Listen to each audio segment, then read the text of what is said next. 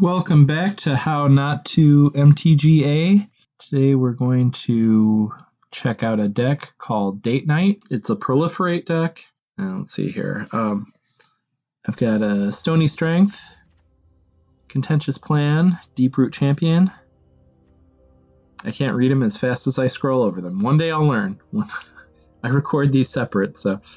But if you're familiar with the game, you'll see what's going on here. It's mostly just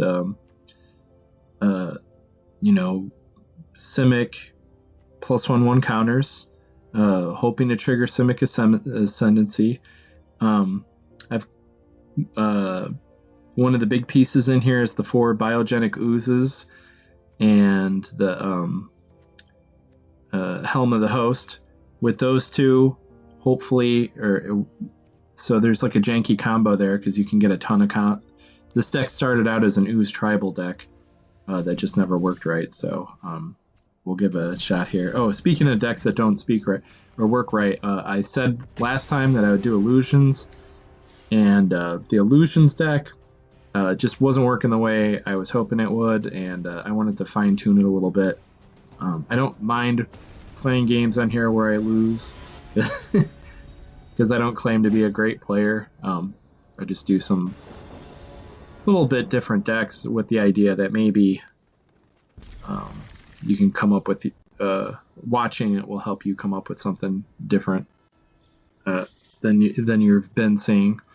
I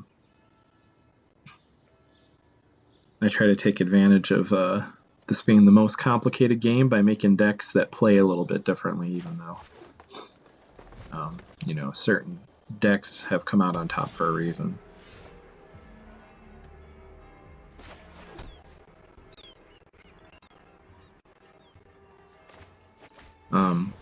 Yeah, I try not to pay too much attention to what's going on out there because it's just no fun for me to just straight up nut that. Alright. Oh yeah, I want to get that Simic Ascendancy out right away. And also by playing it, I got the +1/1 counter on the what is it? Can't read the name on that. On the champion there. But the benefit of having the champion out is that it I get a proliferate for it. So right now I'm probably trying to decide if I'm want to draw a card or have more mana next turn. So I think I went with the drawing the card because I might get another land that way. And I didn't. But now I'm attacking with a 4/4, so it's always a risk to attack a white player. But if they remove me, they remove me. Let's see, and I would have gotten removed anyways and got nothing out of the 4, so it was worth it. Alright, I'm probably going to screw this up because I should get the Sage out, but I recorded this days ago, so I really didn't remember what I did. I almost always forget to play my land after playing that card. I don't know how many times I've messed that up. Alright, so removed a creature that I actually sort of don't care about, and I'm in a good position now because I can play 2 cards or I can play the Sharktocrab, so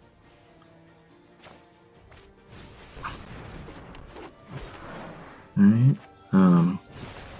Actually, I think I messed that up. I don't think I intended to play that then, so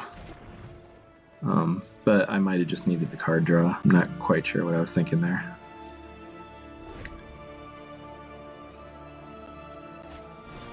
Okay. Yeah, I think I was going for the card draw because there's a combo where you can get 6 mana off of that. Off that elf pretty good, so.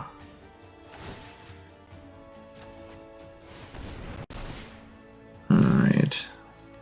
Yeah, unlike a lot of like YouTubers who talk about Magic, I don't play in person that often anymore. And when I do play, I'm playing against other people who don't have like current cards and stuff, so you know, I'm not used to saying the names out loud. I'm just like, oh, it's that one card. Alright. You know, it's always nice to get this guy out with more than one color, but it's a proliferate deck, so, you know, I'm not as worried about getting the Chamber Sentry out with a bunch of counters on it. I think I can only get it out with, like, in a really, really, yeah, I think the most I can get, I could get 5 color, but it's such a janky way to do it. It's almost always a 2 color when I get it out.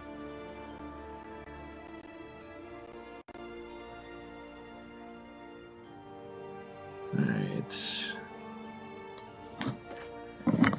I have one land that can produce 5 color, and I almost always screw it up because it. Okay, cool. I got the Immortal Sun out, and the card draw is the important thing out there. I also have the Immortal Sun out, not only for artifact or for Planeswalker control and card draw, but also because this there's not a lot of tribal synergy in this deck. So Immortal Sun is a Anthem effect, you know. The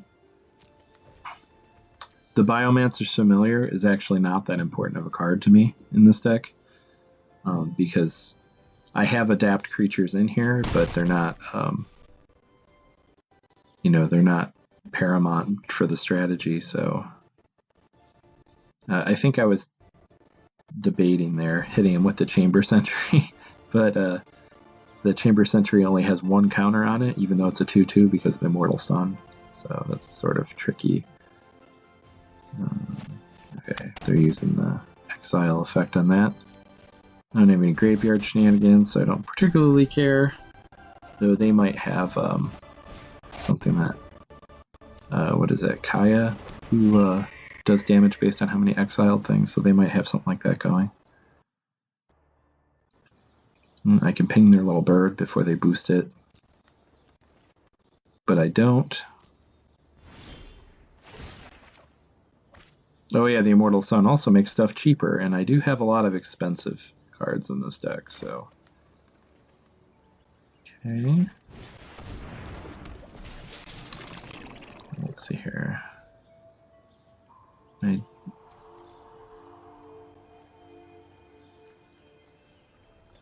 Oh, that's where I screwed up. I forgot to activate the Mutant's ability first, so I could adapt again. Yeah. Yeah, oops indeed, sir. Oops indeed. So, even though I said I don't really need the Biomancer's Familiar, I should have used it there. And actually, I don't know why I was set to do that. When I could have just used the Simic Ascendancy. I don't know what I'm trying to do here. But I should have used the Simic Ascendancy to either put another on the Chamber Sentry or put it on the Sharktocrab. So one of the two. I seem to remember winning on this. So since I recorded this, I've lost a whole bunch with this deck, but I think I win on this one.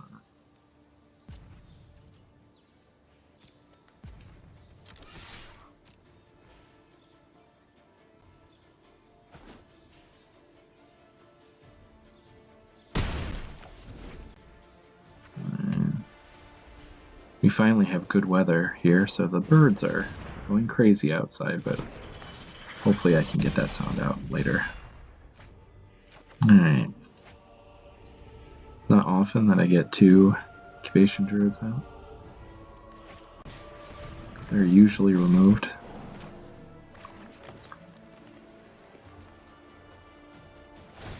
Okay, adapt to him. Tap your little... They're good gaming.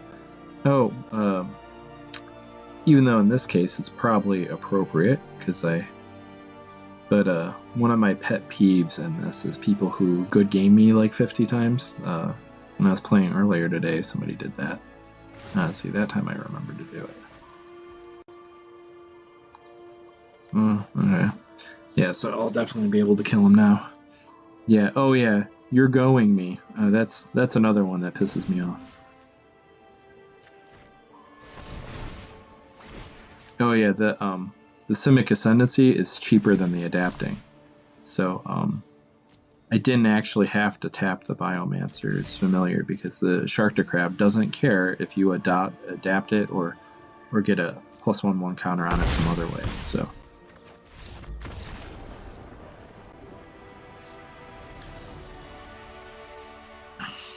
and that's how. Okay, so that worked out pretty well. Hopefully in this game I can get the combo to work that I was talking about. If you have a +1/1 counter on that Druid, which I am blanking on the name of, you can get out. There's an instant, yes, Stony Strength. If you play Stony Strength on it, you can tap it for 3, then use Stony Strength to untap it, then tap it again and for another 3, and you can get out some huge stuff on like turn 4. So, and I have 2 of them this time. Okay. That's a bummer, I didn't get a blue mana. Well, I did, but sort of a...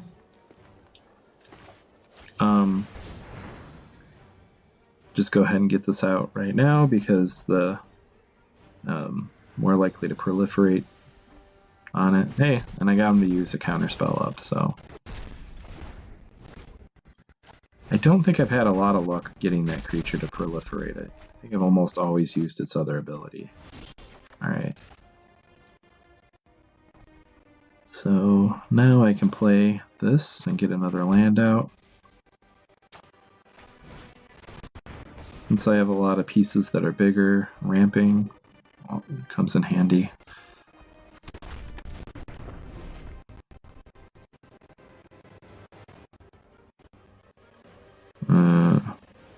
I didn't see what they oopsed. Alright. So get this guy out.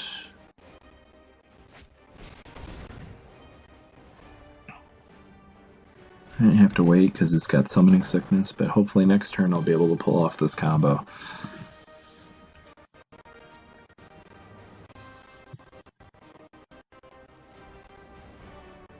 Is it an Incubation Druid? That's what it was called. I kept thinking Inoculation or Incursion, and I'm like, what is the name of that thing? Okay,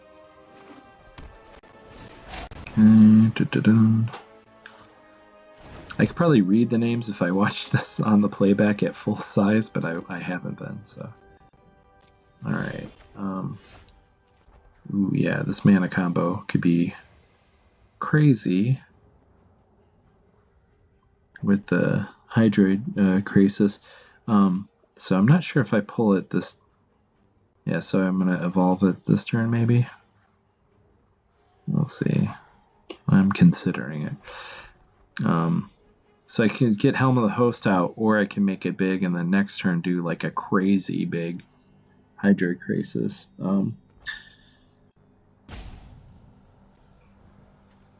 No, it looks like I'm going for... Alright, since I have to untap it anyways, I might as well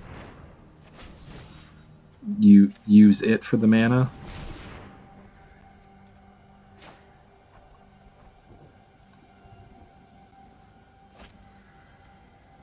Okay.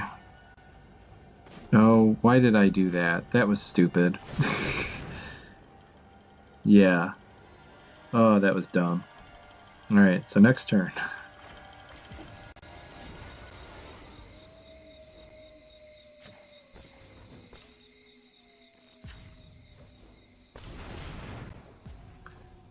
Yeah, wow, of all the things I could have done there, I just really screwed that up. Alright, so I have 5 mana, so I can get that out. It was all one color at that point, so I couldn't even opt to do the Hydroid Krasis, but yeah, so all that setup for that awesome combo, and then I totally biffed it by selecting the wrong ability.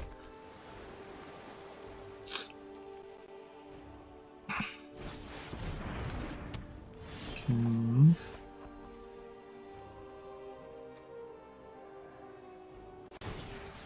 Oh, this is interesting. Alright, so if I wait till combat, it's going to have haste.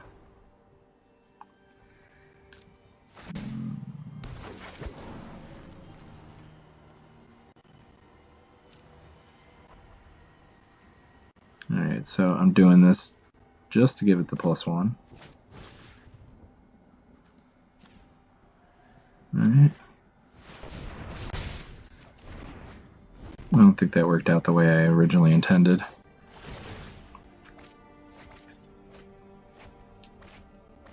I don't remember how this mill goes. I know I was playing somebody who was running a mill deck, and I've got I was able to get everything back into my library, so it just kind of fucked them over. Alright, probably just... I think I'm a little concerned about drawing the card I need instead of it going into the graveyard. So what I... Man, they are impatient. I barely looked and they're you're-going me.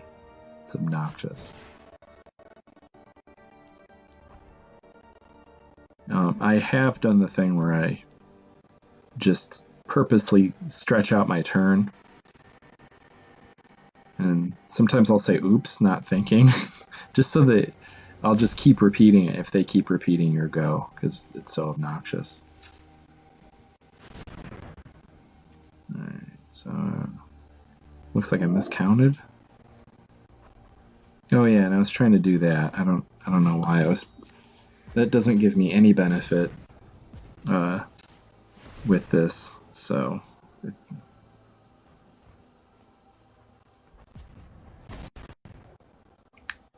All my mana was too complicated.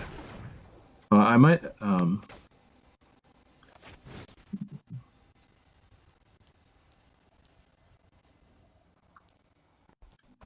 that the same thing I put in before? I don't know. That looks like that time I miscounted in the other way.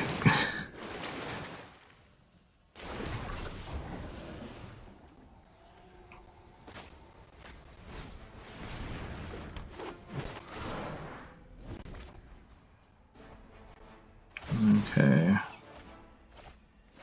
Yeah, I think I was afraid to draw too much, because what I want them to do is throw out... I really need to learn the name for the card, but if it goes from the library to the graveyard, I reshuffle my graveyard into my hand, so we'll see if I hit that. But I think that's why I didn't fully max out the Hydroid Krasis, is because I was hoping to get that card.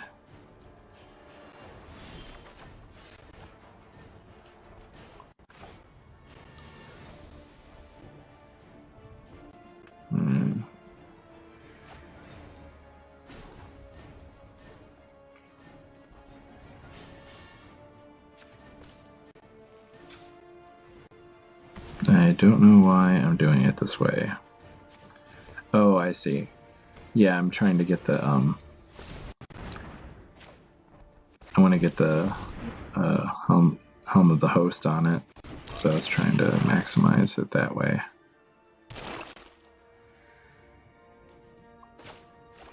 There we go. Alright, so now I'll have 2 guys putting +1/1 counters on all my oozes. Oh, unless they do that, of course. I guess try to kill them within 4 turns this way.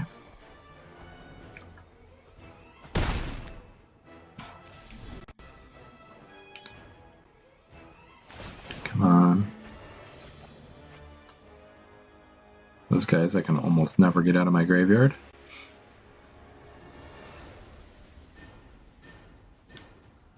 That's the land I was talking about earlier. Was that something beacon?